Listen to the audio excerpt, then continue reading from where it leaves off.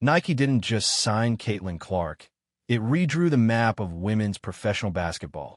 The size and scope of the deal sent a message the league could no longer ignore.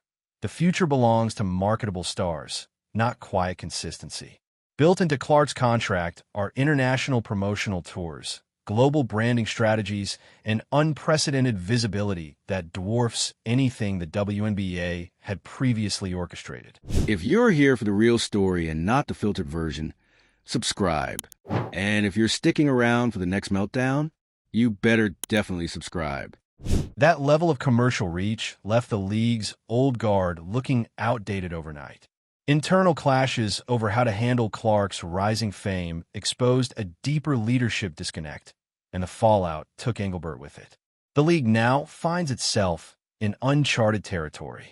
The old structure, where players were expected to be grateful rather than powerful, is rapidly disintegrating. Clark's partnership with Nike proves that star power is not just influence, it's leverage. As the league prepares for new leadership, the playbook is being rewritten. More primetime games, more money behind individual brands, and a global push to turn players into icons. This is no longer about growing a league. It's about turning women's basketball into a business juggernaut, with Clark and Nike at the center of it all. Caitlin Clark just signed one of the biggest endorsement deals in women's sports history, a monster contract with Nike that immediately became a cultural reset. And almost like clockwork, the commissioner of the WNBA, Cathy Engelbert, handed in her resignation. No soft rollout, no carefully curated farewell tour, just a clean break. Gone. This wasn't a random coincidence or some polite exit. It was a power shift. For months, whispers had swirled that Engelbert's leadership wasn't cutting it. The league had exploded into the spotlight thanks to Clark's once-in-a-generation talent. But internally, things were tense. And the tension? It was aimed squarely at the Engelbert, who had been praised for steadying the league through COVID and helping secure major broadcast deals, was suddenly facing heat from all angles. The issue wasn't just Clark. It was everything she represented. A new generation of players were demanding visibility, respect, and money. And Clark was the symbol of that shift. Under Engelbert's leadership, the league had prioritized measured growth and institutional stability. That worked for a while. But when Clark hit the scene, it became obvious. The league wasn't built to scale fast. The public interest was flooding in. Nike saw it. Sponsors saw it. But Engelbert and her team moved cautiously, too cautiously. Caitlin wasn't just a great player. She was a ratings magnet. Every time she stepped on the court, viewership spiked. Merch sales popped. Media narratives shifted. But the league seemed unsure of how to center her without upsetting existing players or the old guard. It wasn't just about her being new. It was about what she represented, a pivot toward marketability, not modesty. Internally, there were reports of friction. Some league officials wanted to fast-track Clark into primetime coverage, front-facing campaigns, and global tour plans. Others worried it would seem unfair to veteran players. The problem? This wasn't a fairness issue anymore. It was a business issue. Nike understood that. The league, under Engelbert, then came a Nike deal. Massive money, global marketing, international tour clauses. And it sent a clear message. If the WNBA wouldn't build around Clark, Nike would. That deal put pressure on the league from all sides. Media asked questions. Fans demanded more coverage. Players started realizing the new playbook. Visibility equals leverage. At a press conference following the deal, Clark made it clear she was ready to carry the weight. Her tone was calm, but her message was sharp. She wasn't just here to play. She was here to grow the game. The league could either move with her or get left behind. Whether she said it directly or not, the challenge was Engelbert and Clark represented two sides of a generational divide. Engelbert came from a world where commissioners acted as caretakers, protecting institutions and minimizing risk. Clark was the face of a model built on celebrity, media dominance, and international reach. When the tension became public, something had to give. It wasn't going to be Nike. It wasn't going to be Clark. There were attempts to spin Engelbert's resignation as a natural next step. A mission accomplished kind of vibe, but no one really bought it.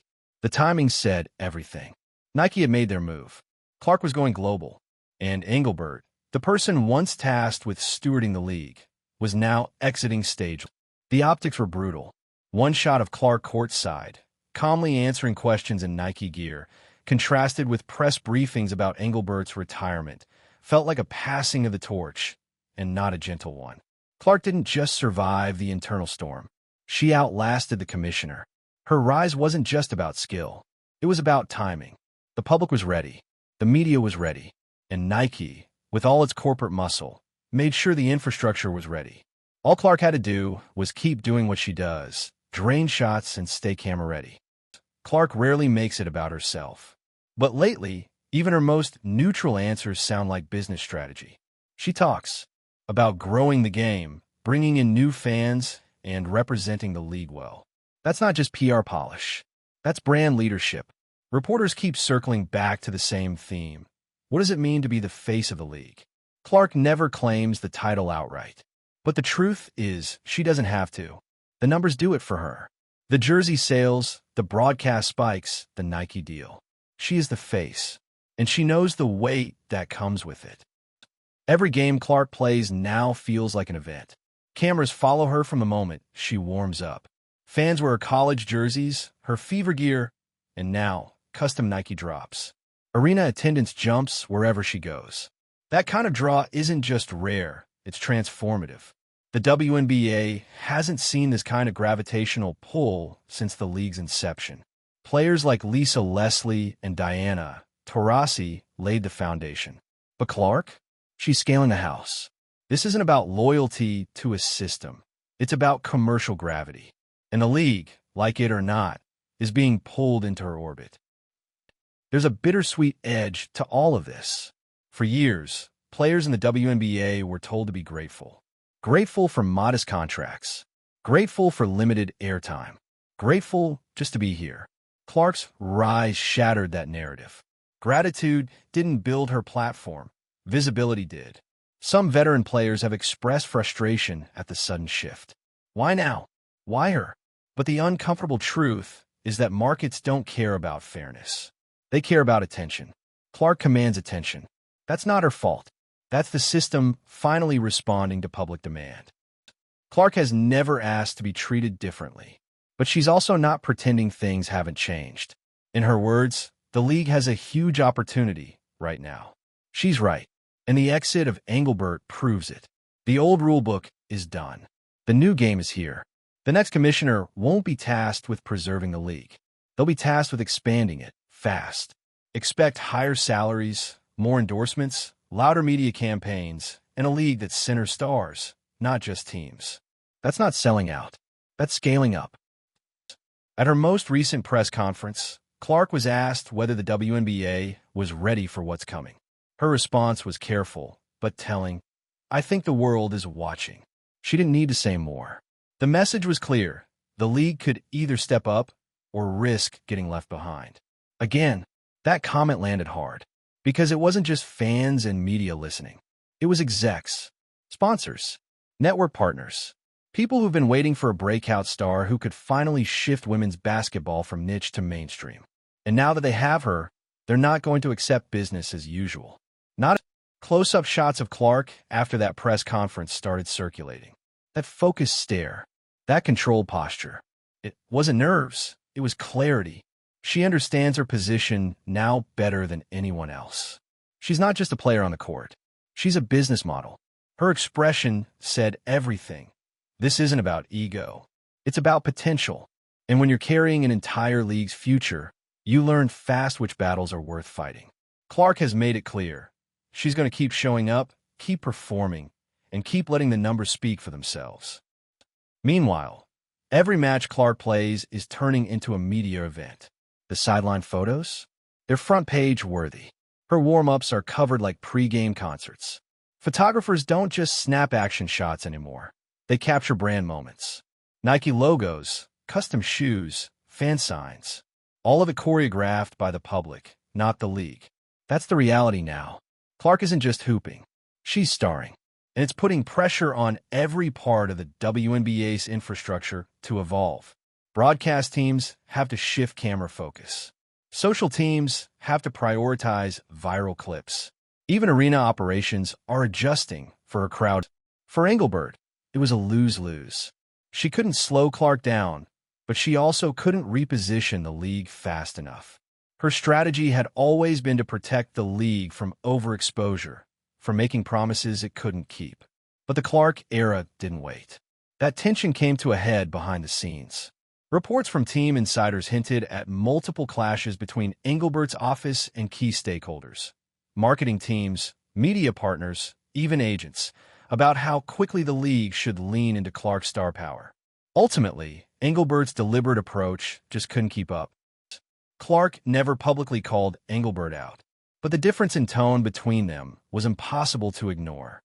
Where Engelbert preached balance, Clark spoke about growth. Where the league cautioned about fairness, Clark talked about opportunity.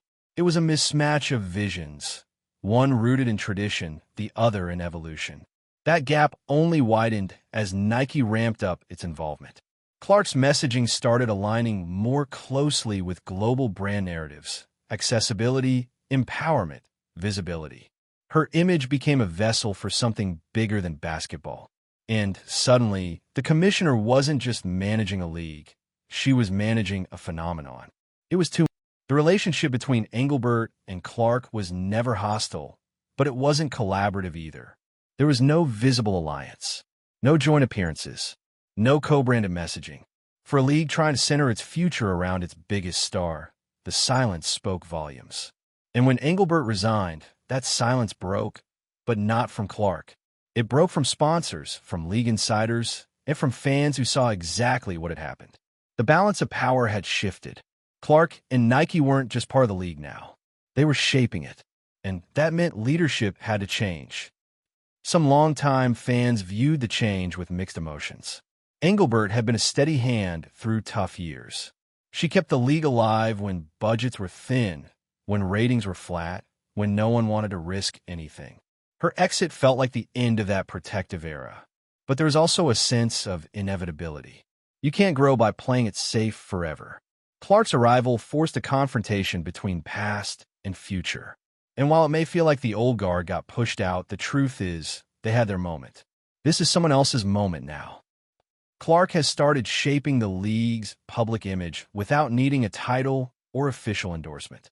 In interviews, she's careful, but she doesn't downplay her influence. She talks about growing the game, building a legacy, inspiring young girls. And every time she says it, it lands differently. Because she has the spotlight now. When asked about Engelbert's resignation, Clark didn't take the bait. She shifted focus back to the team, the season, the fans. But the subtext was clear. She's aware of what's at stake. And she's preparing for a league that finally aligns with what she's trying to build. In recent appearances, Clark's tone has grown more assertive. Not arrogant, assertive. She knows the league can't go backward. This is the time to double down.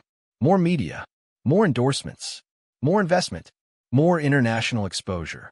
She's become the spokesperson for a commercial movement, whether the league likes it or not. And now, the WNBA faces a choice. Build an ecosystem that celebrates and amplifies stars like Clark, or risk losing momentum at the very moment it's breaking through. With Engelbert gone, the pressure to modernize is no longer theoretical. It's urgent. The new season will tell us a lot.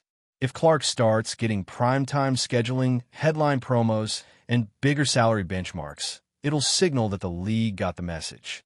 But if there's hesitation, if visibility stalls, it'll raise questions about how much the league is willing to evolve. The courtside photos, the fan chants, the media firestorm, they're all receipts. Clark's impact isn't debatable. It's documented. And from this point on, everything the WNBA does will be measured against what she brings to the table. Clark's interviews have become part of the league's PR machine, even if unofficially. Her calm delivery and straight answers contrast with the drama around her.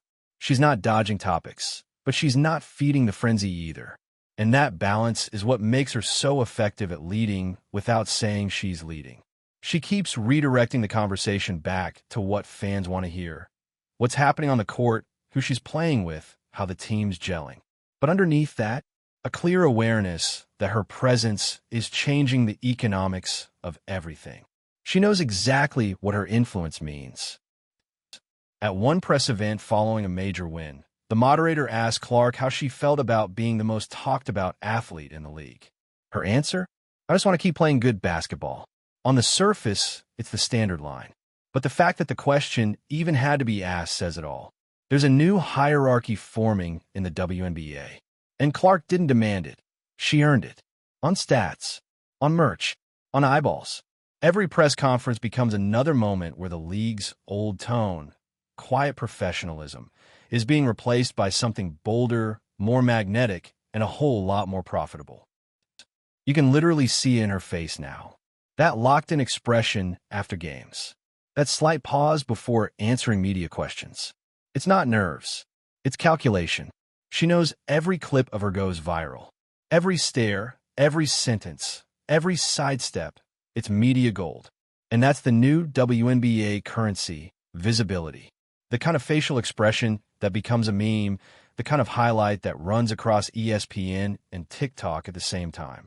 Clark is fluent in it. That face, it's not just focused, it's brand. The disconnect between Engelbert and Clark wasn't about hostility, it was about speed. Engelbert played chess. Clark was dropped into a game of speed poker. The league needed rapid-fire decisions, international tour approvals, licensing deals, real-time brand partnerships. Engelbert wasn't wired for that tempo. By the time Nike finalized their mega deal with Clark, the WNBA leadership was already lagging behind. What should have been a league-led moment became a Nike-led one. And the absence of Engelbert at the forefront only amplified the sense that control had shifted for good. Game after game, Clark continues to deliver. On the court, she racks up points and assists like clockwork. Off the court, it's photo after photo, court smirks, shoe checks, post-win hugs, that ends up making the rounds online. It's not just basketball anymore. It's content strategy. Her matches now serve double duty, sporting event and media product. And unlike previous eras where the league controlled the narrative, now the footage drives the story before the league even puts out its recap. Clark's presence makes every frame marketable. Clark has started leaning into this moment without overdoing it. Her language has shifted. She talks more about what we are building, what this moment could mean, what the league needs to do next. It's subtle, but it reads like ownership. She's not just participating, she's pushing. And when she speaks, it carries. She's not just talking to fans or journalists. She's talking to execs, to sponsors, to the next commissioner. She's setting the tone for what this league could be if it stops thinking like a protected club and starts acting like a global product. Engelbert's final remarks in office felt like a soft landing. She thanked the teams, the players, and talked about how far the league had come. But the absence of Clark from those remarks was noticeable. The person driving the league's modern relevance wasn't even part of the official farewell. That silence reflected the larger problem. Clark had become too big for Engelbert's playbook, not because Engelbert failed, but because the game changed rapidly and in a way that needed a very different kind of leadership, nimble, commercial, and comfortable with letting stars lead. For players who came before Clark, this change is bittersweet. They paved the way during years when the league barely got attention. They were the ones holding press conferences in near-empty rooms, getting paid a fraction of what Clark now commands in endorsements. There's no denying that the timing played a role in Clark's rise. But that doesn't mean she didn't earn it. It just means that the system finally cracked open, and she was the right person at the right time to pour through it. And in doing so, she's made space for others, too. Clark continues to center her message on opportunity. Her post-game interviews aren't just about the scoreboard anymore. They're about the shift she's part of. She mentions younger players watching, fans showing up for the first time, and the league's next chapter. That's leadership, with or without a title. She doesn't need a commissioner's office. She has the court, the mic, the brand deals, and the public's attention. The loudest voice in the WNBA right now isn't a suit or an executive. It's a 22-year-old with a jump shot and a Nike deal. As the season heats up, every photo of Clark becomes a snapshot of this evolution. She's rarely alone in them, always surrounded by fans, teammates, media scrums. But the focus stays centered. The lens always finds her. It's not vanity. It's visibility. It's the shift from obscurity to mass market, from undervalued to overbooked. The WNBA isn't just changing. It's being rebranded in real time. And Clark, like it or not, is the face of that. What's wild is how fast all of this flipped. Not long ago, the WNBA was still pleading for recognition. Now, Clark blinks the wrong way, and it's a trending topic. Every close-up of her on the bench, every eye roll, every little smirk, it all gets dissected like a presidential debate. And that's what power looks like in sports now. It's not just points per game. It's who can generate headlines, who can move product, who can make someone care enough to click. Clark gets that. She's not performing for the cameras. The cameras follow because she performs. The post-game pressers hit different now, too. Clark used to field questions about shooting form or transition defense. Now it's questions about the future of the league, global marketing strategies, and whether she feels pressure as the face of a generation. The scale of conversation has exploded. And through it all, she hasn't slipped. No media flubs. No overreaching sound bites. Just measured answers, sharp delivery, and the kind of poise most athletes don't master until they're a decade in. The WNBA wanted relevance. Now, it has a spokesperson who can handle the weight without blinking. Clark's words keep coming back to one idea: access. She wants the league to be seen, to be easy to find, easy to watch, easy to support. She said that growing the game doesn't just mean showing up. It means making sure the cameras are on when you do. And she's proving that the best way to grow the game isn't waiting for respect. It's forcing the industry to follow your lead. Every time she speaks, every game she plays, the message is clear.